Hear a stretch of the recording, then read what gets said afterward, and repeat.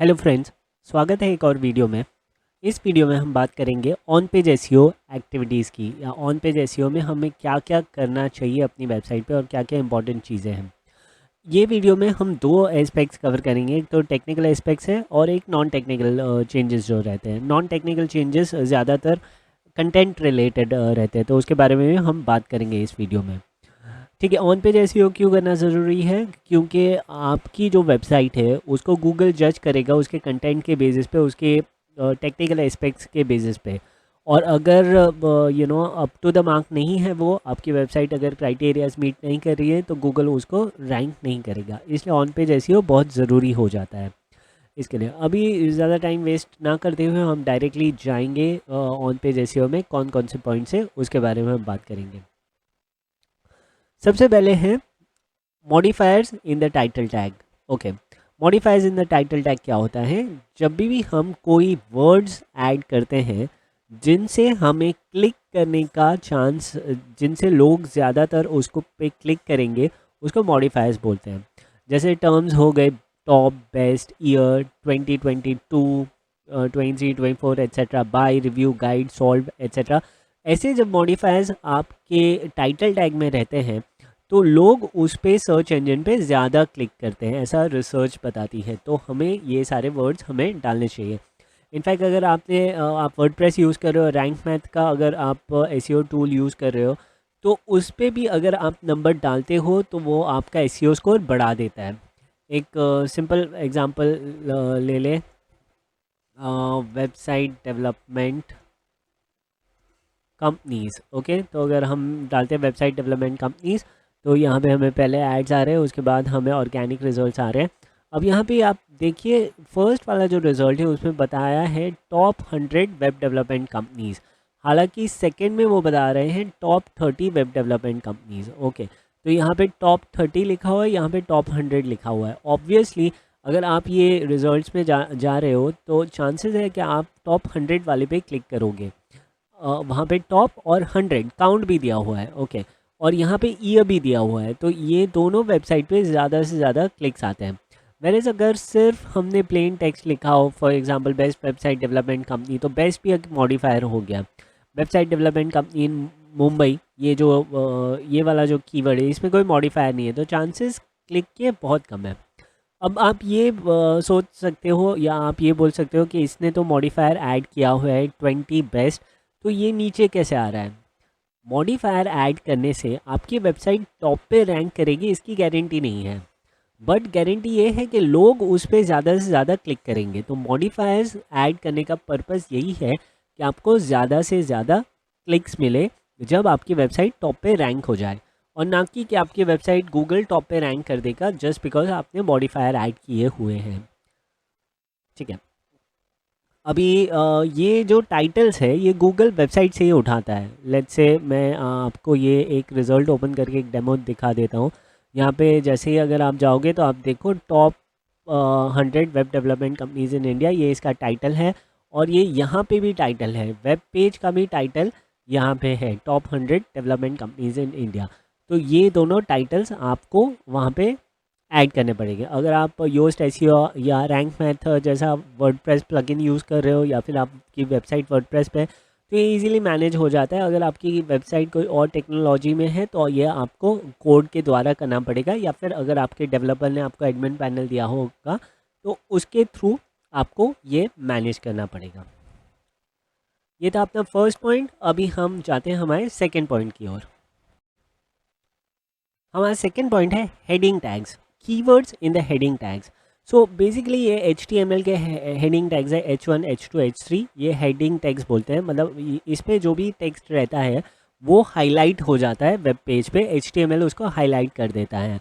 तो जनरली ये ऐसा लिखा जाता है, अगर आप को HTML का थोड़ा नॉलेज है, तो H1 के अंदर ऐसे HTML कोड किया जाता है, hello there, how are you, okay, hope you are fine. ये H1, H2, H3 टैग्स ऐसे लिखे गए हैं। अभी एज पर रिसर्च ऐसा माना जाता है कि जब भी आपका H1 के अंदर कोई भी कीवर्ड है या फिर पेज का कोई भी कंटेंट H1 के अंदर है, तो गूगल उसको ज़्यादा इंपॉर्टेंस देते हैं। अब वापस से इसी वेबसाइट पे आएंगे। ये अगर हम देखें top 100 web development companies in India, अगर हम इसको राइट क्लिक करके इंस्पेक्ट करते हैं तो यहाँ पे जैसे ही मैं इंस्पेक्ट करूँगा ये मोबाइल वर्जन आ गया, तो मैं हटा देता हूँ और यहाँ पे आप देख सकते हो कि ये H1 टैग के अंदर है। ठीक है। सो जब भी आपका कीवर्ड जिसके लिए आपको रैंकिंग करना है, आपको इंश्योर करना है कि वो टॉप ऑफ द पेज है और वो H1 टैग के अंदर है।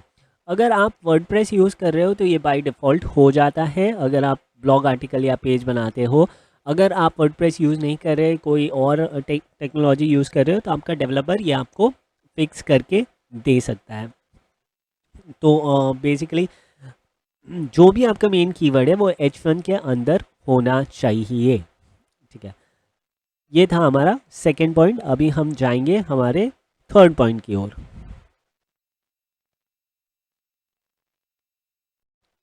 हमारा अगला पॉइंट है keywords in the first 100 words. Okay. So basically पहले क्या होता था, पहले के ज़माने में जब हम एसईओ करते थे, स्टार्टिंग में जब गूगल बहुत स्मार्ट नहीं था, तो लोग क्या करते थे कि जो कीवर्ड्स के लिए उसको ऑप्टिमाइज़ करना था वेब पेज को, वो लोग नीचे उसको कीवर्ड्स को स्टफिंग कर देते थे, कीवर्ड का स्टफिंग कर देते थे। मतलब मान लो 10-15 कीवर्ड्स ऐसे ही डाल दिए बॉटम में, मतलब उनका कुछ रिलेवेंस नहीं है, बस ऐसे ही उन्होंने मेंशन कर दिया। ओके। तो ये टेक्निक अभी नहीं चलती है। गूगल को चाहिए कि आपके जो कीवर्ड्स है, मेन कीवर्ड्स है, वो फर्स्ट 100 वर्ड्स में ही आ रहे हैं। ओके। सो ये गूगल को समझा देता है कि ये कंटेक्स्ट क्या है, ये पेज का कंटेक्स्ट क्या है। Also prefer short and not long intros. Okay. तो बेसिकली अगर हम ये वाला अगेन इसको देखेंगे, तो यहाँ पे ये स्ट्रेट टू द पॉइंट आ गया है। Okay. List of best Mumbai web developers, list of best Mumbai web developers ऐसा आ गया। यहाँ पे हेडिंग आ गया, इसका कीवर्ड आ गया, और यहाँ पे आप देखोगे तो डायरेक्टली उसने लिस्ट स्टार्ट कर दिया, मतलब उसने ज़्यादा इंट्रोडक्शन भी नहीं दिया। अगर हम कोई और ब्लॉग आर्टिकल पे जाएंगे, let's say top 30 web development companies, ये वाले इस पे जाएंगे हम, तो अगेन इसने डायरेक्टली लिस्ट स्टार्ट कर दिया है। इसने भी ज़्यादा कुछ इंट्रोडक्शन या फिर टाइम वेस्ट नहीं किया यूज़र का। जनरली पहले कैसे होता था कि कंटेंट को लंबा करने के चक्कर में ये लोग लॉन्ग इंट्रो डाल देते थे, जिससे जो मेन कीवर्ड्स है, मेन टॉपिक है, वो नीचे पुश हो जाया करता था। तो ये टेक्निक एक हद तक चलती थी, बट लेकिन अभी फ़िलहाल ये नहीं चलती है। अगर आपको कुछ प्रीफिक्स देना है तो डेफिनेटली पहले आप एक शॉर्ट इंट्रो दे दीजिए टॉप पे, जो आपके मेन कीवर्ड्स के बारे में बात करता है, और उसके बाद आप वो प्रीफिक्स वगैरह जो भी चाहिए वो नेक्स्ट सेकंड पैराग्राफ में आप एक स्टोरी टाइप डाल सकते हैं। तभी आप न्यूज़ वेबसाइट्स में भी देखोगे तो स्टार्टिंग में वो लोग की हाइलाइट्स के आर्टिकल में क्या क्या कवर हो रहा है, ये 3 या 4 पॉइंट में टॉप ऑफ द आर्टिकल में ही बता देते हैं, और फिर वो लोग नीचे जाते हैं। तो बेसिकली ये अप्रोच आप भी यूज़ कर सकते हो अपने ब्लॉगिंग के लिए। हमारा अगला जो चेकलिस्ट है, अगला जो पॉइंट है, बहुत बहुत इंपॉर्टेंट है। ओके। इसका नाम है रिस्पॉन्सिव वेबसाइट। तो आपकी वेबसाइट रिस्पॉन्सिव होनी चाहिए। लेट्स से मैं अगेन इसको इंस्पेक्ट करके देख लेता हूँ और मैं मोबाइल वर्जन पे क्लिक कर दूंगा। ये क्रोम की बिल्ट इन फैसिलिटी, अगर आप इस पर क्लिक करोगे तो मोबाइल वर्जन पे आपकी वेबसाइट कैसे दिखेगी वो आपको दिखाई पड़ता है यहाँ पे।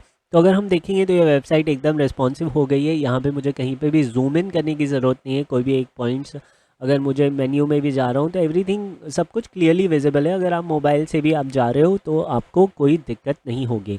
अभी मैं आपको एक एग्जांपल देता हूँ नॉन रिस्पॉन्सिव वेबसाइट का, वो कैसे दिखती है। नॉन रिस्पॉन्सिव वेबसाइट एग्जांपल अगर आप गूगल पे डालोगे तो आपको जो फर्स्ट मिलेगी वो माई नॉन रिस्पॉन्सिव वेबसाइट, ये एक डेमो डमी वेबसाइट है। अगर आप इसको लैपटॉप या डेस्कटॉप पे ओपन करोगे तो आपको कोई डिफरेंस नहीं दिखेगा, आपको कोई ये अंदाज़ा नहीं आएगा कि ये नॉन रिस्पॉन्सिव वेबसाइट है, पता भी नहीं चलेगा। लेकिन अगर मैं मोबाइल पे ओपन करूँगा या फिर मैं इंस्पेक्ट एलिमेंट करके मोबाइल वर्जन देखूँगा तो यहाँ पे राइट हैंड साइड का जितना भी कंटेंट है वो एकदम छोटा हो गया, ये अभी विजिबल नहीं हो रहा है। तो अगर मैं इस पर डबल क्लिक करूँगा तो ही ये विजिबल होगा, मतलब जूम इन करके ही मुझे देखना पड़ेगा। तो एक रूल ऑफ थंब है, मतलब एक बेसिक चेक आप ऐसा कर सकते हो। अगर आपको जूम इन करना पड़ रहा है कंटेंट देखने के लिए मोबाइल पे, तो वो एक नॉन रिस्पॉन्सिव वेबसाइट है। ओके। ये पहले के ज़माने में होता था, आज से 5-10 साल पहले। अब भी ये कोई दिक्कत नहीं है, मोस्ट ऑफ द वेबसाइट्स आपकी रिस्पॉन्सिव ही है। अगर आपका डेवलपर आपको फिर भी नॉन रिस्पॉन्सिव वेबसाइट दे रहा है, मतलब वो आउटडेटेड टेक्नोलॉजी यूज़ कर रहा है, आप ये वेबसाइट उसको रेकमेंड कर सकते हो, getbootstrap.com। ये बूटस्ट्रैप फ्रेमवर्क ट्विटर का फ्रेमवर्क है। ट्विटर इस फ्रेमवर्क पे बेस्ड था जब इसने स्टार्ट हुआ था। और इस पे अगर आप अपनी वेबसाइट बना रहे हो तो ये टोटली रिस्पॉन्सिव वेबसाइट बनेगी। ये टोटली ओपन सोर्स और फ्री है, तो आपको कोई एक्स्ट्रा चार्जेस भी नहीं देना है। और अगर आप वर्डप्रेस यूज़ कर रहे हो तो आप एक रिस्पॉन्सिव थीम भी सर्च करके यूज़ कर सकते हो। हालांकि most of the WordPress themes आजकल रिस्पॉन्सिव ही है, फिर भी आप बूटस्ट्रैप बेस्ड थीम्स देख सकते हो इसके लिए। सो ये था अपना एक नंबर पॉइंट जो हमें रिस्पॉन्सिव वेबसाइट होनी चाहिए। Use M P accelerated mobile pages, ये एक इनिशिएटिव है गूगल का, जिससे आपकी वेबसाइट बहुत ही ज़्यादा फास्ट लोड होती है मोबाइल डिवाइसेस पे स्पेशली। अभी अराउंड 65 to 70% जो सर्चेज है मोबाइल पे होते हैं। तो गूगल ने ये जो कंट्रीज़ है जहाँ पे इंटरनेट स्पीड इतना ज़्यादा नहीं है, उनके लिए M P accelerated mobile pages करके टेक्नोलॉजी ऐड किया है। और ये टेक्नोलॉजी बहुत ही ईजी है वर्डप्रेस में ऐड करने के लिए। इनफैक्ट मैंने यहाँ पे ऊपर आप आई पे क्लिक करके वो वीडियो भी देख सकते हैं। हमने एक पूरा ट्यूटोरियल बनाया है आपके वर्डप्रेस पे। अगर आपको M P accelerated mobile pages आपको एक्टिवेट करना है तो आप कैसे कर सकते हो, वो भी पूरा हमने दिखाया हुआ है। तो आप वो अपनी वेबसाइट पे एक्टिवेट कर सकते हो और आपका मोबाइल लोड टाइम काफ़ी फास्ट हो जाएगा, और चांसेस है कि आपको काफ़ी ट्रैफिक आना स्टार्ट हो जाएगा मोबाइल से भी।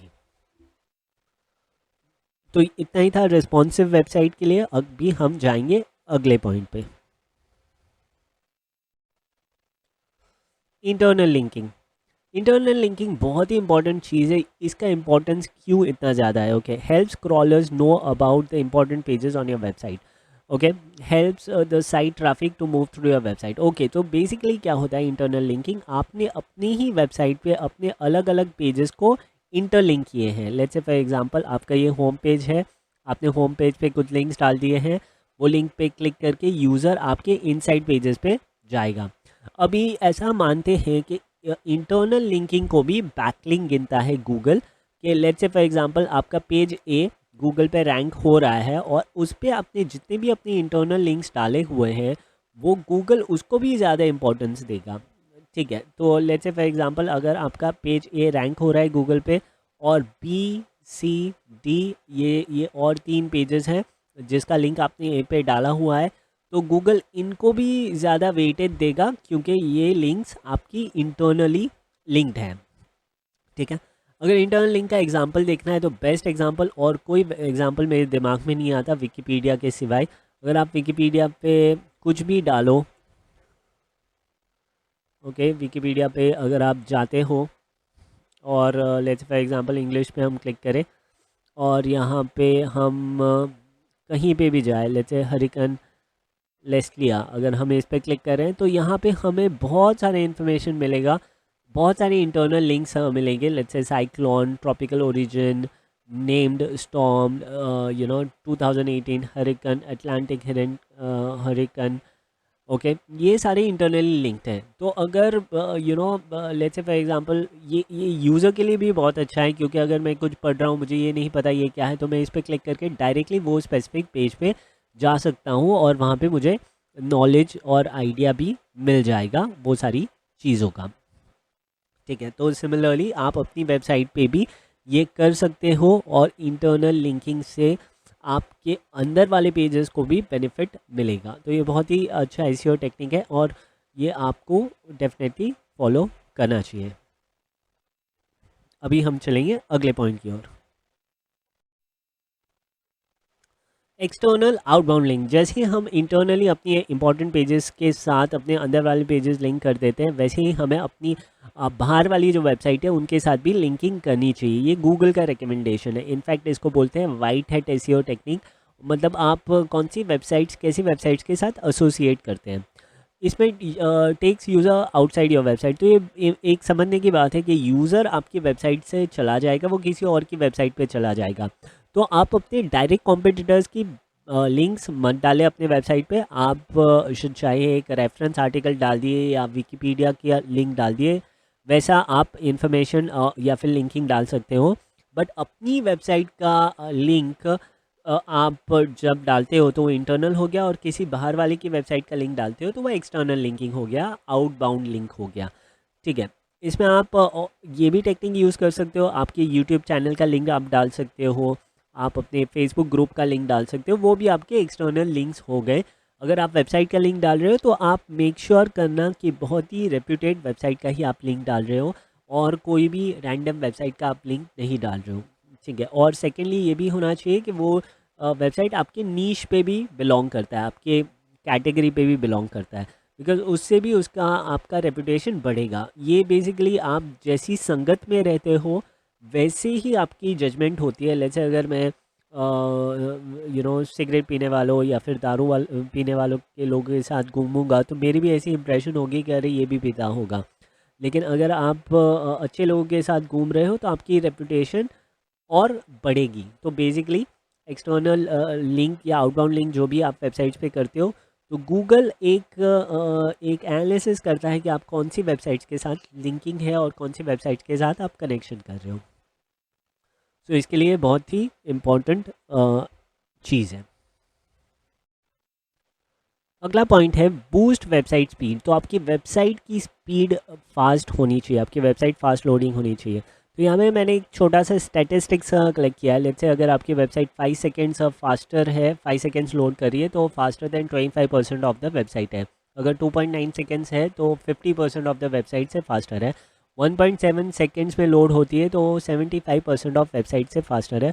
और 0.8 सेकेंड्स में लोड हो रही है तो आप 94% ऑफ वेबसाइट से आपकी वेबसाइट फास्ट हो रही है।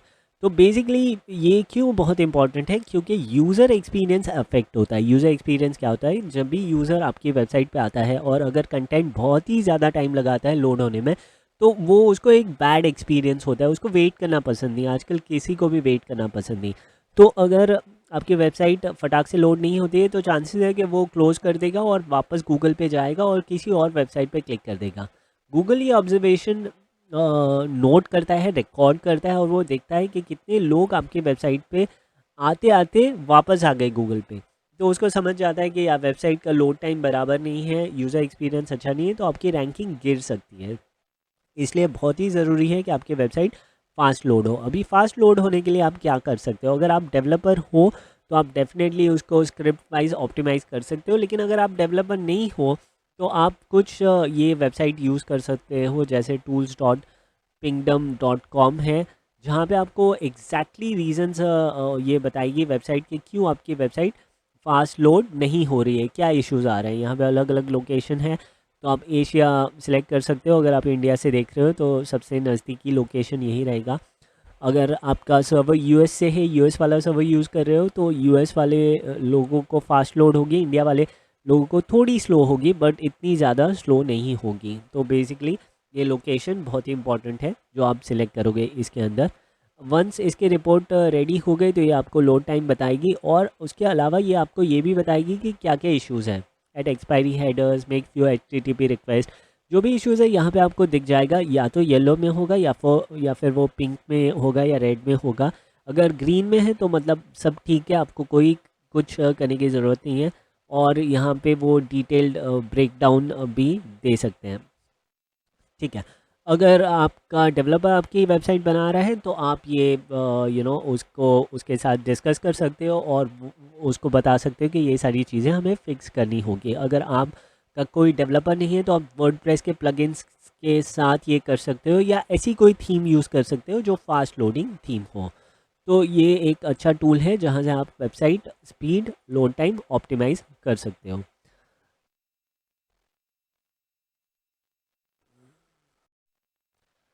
हमारा अगला पॉइंट है कंटेंट लेंथ या डिटेल आर्टिकल्स। सो बेसिकली जब भी आप कंटेंट बनाते हो अपनी वेबसाइट के लिए तो अगर जो भी आप पेज बना रहे हो तो आपको लेंदी एंड डिटेल ओरिएंटेड आर्टिकल्स बनाने चाहिए, क्योंकि इनको गूगल ज़्यादा प्रेफरेंस देता है शॉर्ट आर्टिकल्स के कंपैरिजन में। लेट्स से फॉर एग्जांपल अगर मैंने कोई आर्टिकल लिखा है एसईओ पे और अगर मैंने सिर्फ 4 पैराग्राफ लिखा है एसईओ के बारे में, छोटी सी इन्फॉर्मेशन दी है, तो डेफिनेटली मेरा आर्टिकल कभी भी रैंक नहीं होगा, मेरी वेब पेज कभी भी रैंक नहीं होगी गूगल पे। क्योंकि और भी आर्टिकल्स हैं जो मतलब 2000, 3000, 5000 वर्ड्स के रहेंगे और वो डिटेल्ड एसईओ के बारे में इंफॉर्मेशन दे रहे हैं, ठीक है। तो बेसिकली लेंदी कंटेंट, डिटेल ओरिएंटेड कंटेंट की एज रहती है, उनको ज़्यादा प्रेफरेंस देता है गूगल।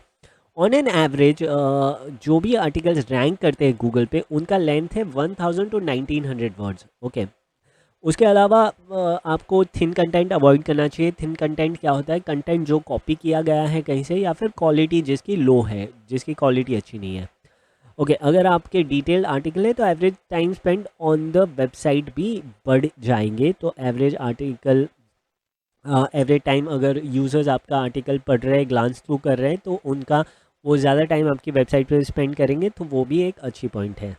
ठीक है, यहाँ पे एक और टेक्निक मैं बात करना चाहूँगा, उसका नाम है skyscraper technique. Skyscraper technique Brian Dean ने इंट्रोड्यूस किया था, और ये टेक्निक बेसिकली क्या है कि आप गूगल आउट करो जो भी आर्टिकल्स गूगल पे रैंक कर रहे हैं, जो भी वेबसाइट्स वहाँ पे रैंक कर रही है, और आप एक ऐसा आर्टिकल बनाओ जो उनसे 10 गुना अच्छा हो, ना ही लेंथ में बट क्वालिटी में भी वो आर्टिकल उतना ही अच्छा हो और उससे भी अच्छा हो, और उसको बोलते हैं स्काई स्क्रेपर टेक्निक। तो स्काई स्क्रेपर टेक्निक से क्या फ़ायदा होता है कि अगर आपका आर्टिकल और भी अच्छा है वो आर्टिकल से, तो डेफिनेटली गूगल आपके आर्टिकल को प्रेफरेंस देगा और आप टॉप 5 में तो डेफिनेटली आ जाएंगे।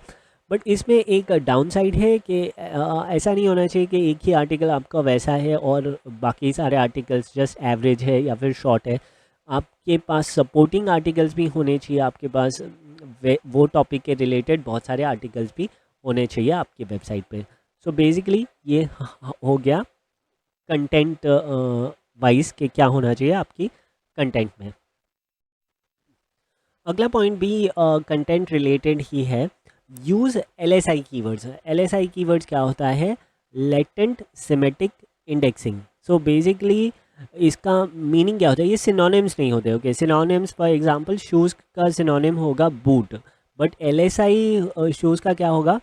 Comfortable shoes, formal shoes, casual shoes, party wear shoes, okay, shoe for man, shoe for woman etcetera, वो LSI कीवर्ड्स हो गया। So basically majority of LSI keywords are words and phrases that are closely related to your main keyword but not synonyms. So synonyms नहीं होंगे but आपके main keyword से closely related होंगे। जब भी आप LSI keywords include करते हो आपके content के अंदर, spam किए बगैर, spamming क्या होता है? आपने ऐसे ही stuff कर दिया, keyword stuffing कर दिया।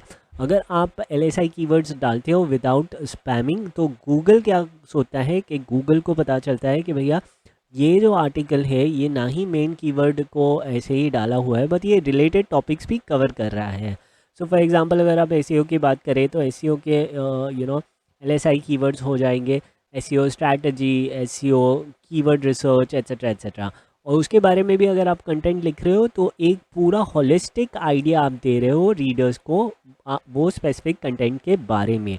तो ये आपके आर्टिकल पे ज़्यादा अच्छी इंप्रेशन गिराएगा और चांसेस कि आपकी वेबसाइट टॉप पे रैंक करेगी और भी बढ़ जाएगा। तो बेसिकली जब भी आप लॉन्ग आर्टिकल कंटेंट लिख रहे हो तो आपको इंश्योर करना है कि आप उसके अंदर LSI कीवर्ड्स भी एंटर कर रहे हो। How to find LSI keyword? बहुत ही ईजी है। आप सिंपल गूगल सजेस्ट यूज़ कर सकते हो। So let's say for example आप google.com पे चले जाओ और वहाँ पे आप जो भी सर्च कर रहे हो, सो लेट्स से अगर मैं सर्च कर रहा हूँ शूज़, तो शूज़ पे मैं क्लिक करके मैं यहाँ पे बॉटम पे आ जाऊँगा। तो shoe for man, shoe for boys, shoe Nike, shoe formals, sports etcetera, casual shoes etcetera, ये सारे जो सजेस्ट हो रहे हैं वो मेरे LSI कीवर्ड्स हो सकते हैं। अगर मैं शूज़ डाल के यहाँ पे स्पेस भी डालता हूँ तो यहाँ पे भी सारे keyword shoe for girl, woman, man, boys, Flipkart etcetera, ये सारी चीज़ें हमें दिख जाएंगे। तो ये आपको LSI कीवर्ड्स का लिस्ट हो गया जो आप अपने कंटेंट के अंदर डाल सकते हैं।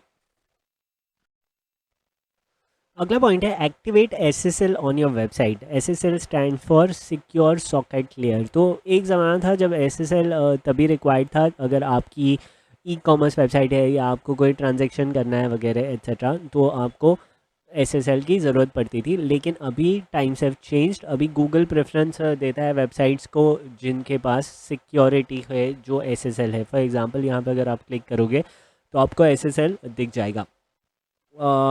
एक नॉन SSL वेबसाइट का मैं आपको एग्जांपल दे दूं। अगर आप ये स्पेसिफिक वेबसाइट पे आओगे scholars.outlook.org, तो यहाँ पे your connection to the site is not secured. Okay, ऐसा नहीं है कि अगर आप में वेबसाइट में SSL नहीं है तो आपकी वेबसाइट रैंक नहीं करेंगी गूगल पे। बट एसएसएल बहुत ही चीप है। लेट्स से जो वेबसाइट्स जो होस्टिंग अगर आप लेते हो तो उसके साथ फ्री आ जाता है, और अगर फ्री नहीं आता है तो आपको 1000 रुपीज़ या 900 रुपीज़ में लाइफ टाइम के लिए एसएसएल फ्री मिल जाता है। तो एसएसएल ना लेने की कोई वजह मुझे नहीं दिख रही, तो आपको डेफिनेटली एसएसएल एक्टिवेट करना चाहिए आपकी वेबसाइट पे। अगला पॉइंट है image optimisation. Use the actual image size to optimise the load time. So basically अगर आप कोई भी इमेज अपलोड करते हो वर्डप्रेस पे तो या फिर अपनी वेबसाइट पे, अगर इमेज का साइज़ बहुत ही ह्यूज है, लेट्स से फॉर एग्जांपल मुझे ये 100 बाई 100 की ये स्पेस है, ओके, और इमेज मुझे 100 पिक्सल बाई 100 पिक्सल की स्क्वायर इमेज है, और मुझे ये वाली फिट करनी है। तो इसमें आप क्या कर सकते हो, आप 1000 बाई 1000 वाली बड़ी इमेज भी आप फिट कर सकते हो, और कोड से डेवलपर उसको छोटी करेगा 100 बाई 100। तो इसमें प्रॉब्लम क्या होता है कि दो कोड से ये वेबसाइट की इमेज रीसाइज की है, लेकिन उसका लोड टाइम उतना ही लगेगा। तो जब भी इमेज की साइज़ बड़ी होती है तो आपका लोड टाइम बढ़ जाता है, आपकी वेबसाइट की स्पीड डिक्रीज़ हो जाती है। तो ये एक अप्रोच नहीं होना चाहिए। तो आपको इंश्योर करना चाहिए कि जितनी साइज़ रिक्वायर्ड है वही साइज़ की आप इमेज वहाँ पे अपलोड करो। अगर आपको इमेज रीसाइज करने में इश्यूज़ हो रहे हैं तो आप उसके लिए ऑनलाइन देख सकते हो। ऑनलाइन इमेज रीसाइज करने के लिए, रेजोल्यूशन कम करने के लिए बहुत सारी वेबसाइट्स है, बहुत सारे आपको ऑप्शन मिल जाएंगे और आप ये इजीली कर सकते हो। Compress the image without affecting the quality. तो ये आप इमेज की साइज़ जैसे मैंने बताया ऑनलाइन जाके आप उसको कंप्रेस भी कर सकते हो, रीसाइज भी कर सकते हो। Optimise the image file name. तो अभी आप कई बार कैसे होता है कि 1.jpg ये वाली जो इमेज है ये आपने अपलोड कर दी वर्डप्रेस पे, ओके, नाउ वन का कोई सिग्निफिकेंस नहीं है, ओके, एसईओ के लिए। तो जनरली ऐसे रिकमेंडेड है कि आप वन की जगह पे जो इमेज है, लेट्स से फॉर एग्जांपल अगर सन की इमेज है तो आप sun.jpg, सन के मल्टीपल इमेजेस है तो sun_1.jpg ऐसे करके आप इमेजेस के नेम चेंज कर दो, रीनेम कर दो इमेजेस, एंड फिर उसको अपलोड करो वर्डप्रेस के अंदर या अपनी वेबसाइट के अंदर। हालांकि ये एसईओ में कोई प्रूवन नहीं है कि ये डेफिनेटली आपको ऑप्टिमाइज़ करके देगी वगैरह एंड ऑल। इमेज सर्च भी काफ़ी एडवांस हो गया है गूगल का, बट ये अपनी तरफ से एक छोटी सी एफर्ट है, इसमें ज़्यादा टाइम नहीं जाता है, तो हमें ये डेफिनेटली कर लेना चाहिए। Next is add image title alt text. तो ऑल्ट टेक्स्ट क्या होता है, ऑल्टरनेटिव टेक्स्ट होता है। लेट्स से फॉर एग्जांपल किसी गलती की वजह से या सर्वर एरर की वजह से ये इमेज डिलीट हो गया, तो यूज़र्स को ब्लैंक जगह नहीं दिखेगी, वहाँ पे उनको ऑल्ट टेक्स्ट दिखेगा, मतलब ऑल्टरनेटिव टेक्स्ट दिखेगा।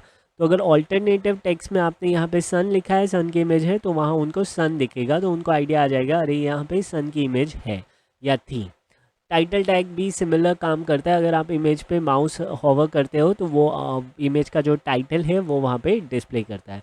ये दोनों ऑप्शन बहुत ही ईजी है वर्डप्रेस में। अगर आप इमेज अपलोड कर रहे हो तो वहाँ पे ऑप्शन आ जाता है टाइटल और ऑल्ट ऐड करने का।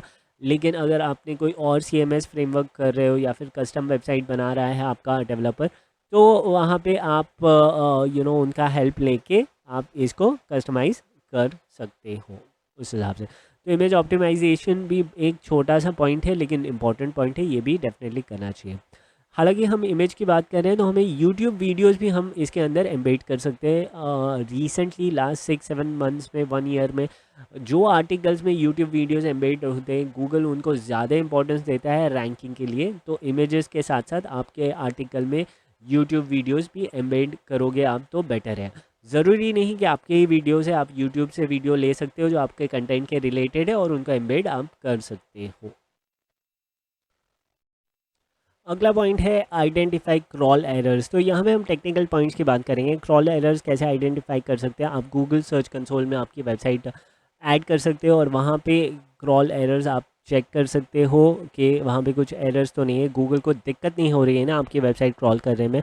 और आपको गूगल सर्च कंसोल के बारे में कोई आइडिया नहीं है, कोई इन्फॉर्मेशन नहीं है, तो आप ये जो आई पे क्लिक करके वहाँ पे आपको एक और वीडियो दिखेगा गूगल सर्च कंसोल का, और वहाँ पे आपको पूरा कंप्लीट ट्यूटोरियल मिल जाएगा गूगल सर्च कंसोल को कैसे इंस्टॉल करते हैं, कैसे यूज़ करते हैं, कैसे उसको रीड करते हैं, वो सारी इन्फॉर्मेशन आपको उधर से मिल जाएगी। Check if your pages have been index by Google, ये बहुत ही ज़रूरी है। ये भी हमने सर्च कंसोल में देखा हुआ है कि हम कैसे देख सकते हैं। अगर आपकी वेबसाइट या वेब पेज इंडेक्स नहीं है गूगल पे तो वो कभी कभी भी रैंक नहीं करेगा गूगल पे।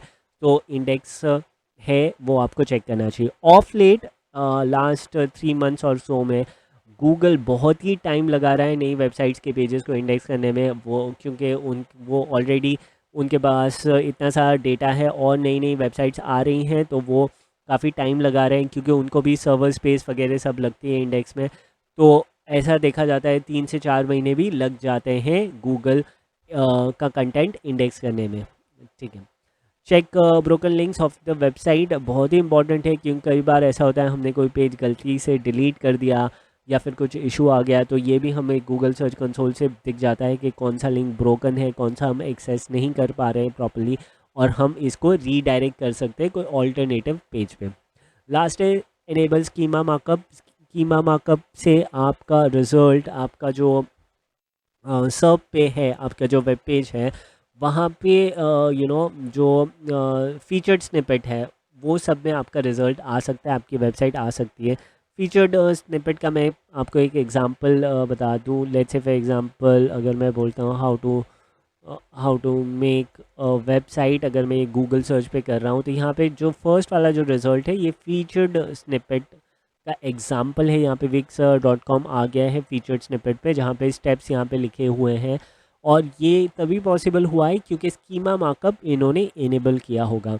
अगेन अगर आप वर्डप्रेस यूज़ कर रहे हो तो आप योस्ट एसईओ या फिर रैंक मैथ ऐसे कीवर्ड ऐसे एसईओ प्लगइन इंस्टॉल करके, या स्कीमा के लिए अलग भी प्लगइन आता है schema.org करके, वो आप इंस्टॉल कर सकते हो अपनी वर्डप्रेस वेबसाइट पे और ऑटोमेटिकली वो इनेबल हो जाएगा। तो आपको और कोई टेक्निकल चीज़ करने की ज़रूरत नहीं है। तो वर्डप्रेस के काफ़ी बेनिफिट्स भी हैं, तो आप उसके थ्रू आपकी वेबसाइट और ऑप्टिमाइज और एसईओ फ्रेंडली बना सकते हो। सो इस वीडियो में इतना ही। आपको डेफिनेटली अगर वीडियो पसंद आया है तो आप लाइक कमेंट शेयर कर देना और चैनल को सब्सक्राइब कर देना। हम और भी कंटेंट के साथ रेगुलर बेसिस पे वीडियो डालते जाएंगे ताकि आप अपनी वेबसाइट का एसईओ इम्प्रूव कर पाएँ। धन्यवाद आपके समय के लिए। Thank you.